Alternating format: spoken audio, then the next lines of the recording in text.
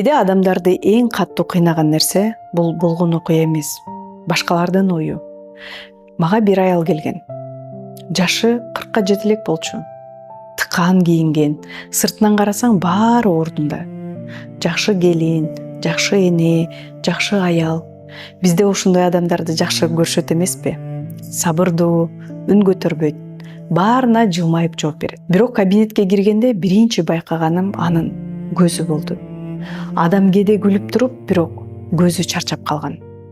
Колундагы сумкасын бекем кармап отурду. Мен акырын сурадым. Сизди эмне тынчсыздандырып жатат?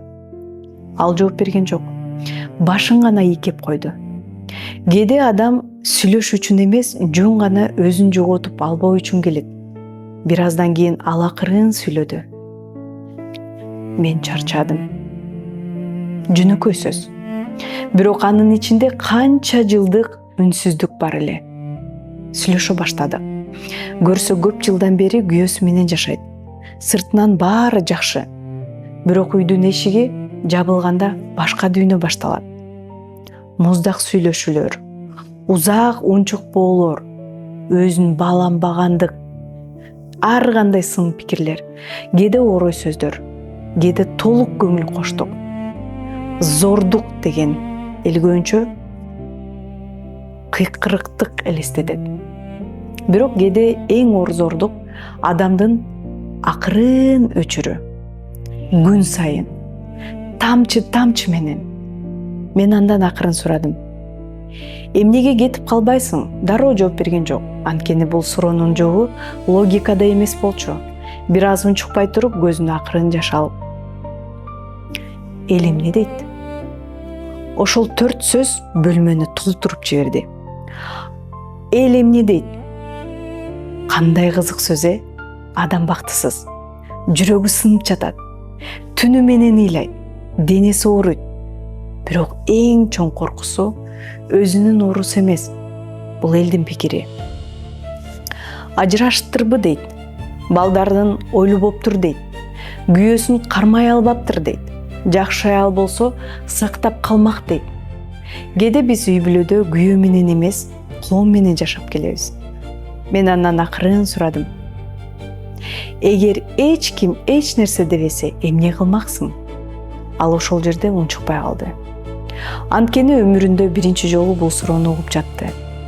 Көзүн арчып, акырын айтты. Кетмекмин. Ошол жерде жүрөгүм аябай эзилип кетти. Анткени анын көйгөйү күйөөсү гана эмес, ал көп жылдан бери өзүнүн үнүн көмүп жашаптыр. Кээ бир адамдарды башкалар сындырбайт. Алар өзүн акырын өчүрүп коюшат. Элдин үнү үчүн. Эң өкүнүчтүүсү эмне билесиңби? Ошол эл сен ойлогондой сен жөнүндө анчалык деле ойлонбойт. Сен түнү менен ыйлаганда алар уктап жатышат. Сен паника менен дем жетпей калган кезде алар билбей калышат. Сен ооруп калганда алар сага келбейт. Бирок сен өмүрүңдү ошолордун оюнан коркуп өткөрүп жатасың. Ошондо мен түшүндүм. Кээ бир адамдар таш, оордук көтөрүп жүрбөйт. Алар сөз көтөрүп жүрүшөт. Бул уят, чыда, эл эмне дейт. Мына ошол сөздөрдүн салмагы кээде таштан да оор болуп кетет. Ошон үчүн арка ооруйт. Ошон үчүн бизде жүрөгүбүз кысылат. Ошон үчүн адам себепсиз чарчап калат. Анткени дене көтөрүп жүргөн нерсе жөн эле стресс эмес.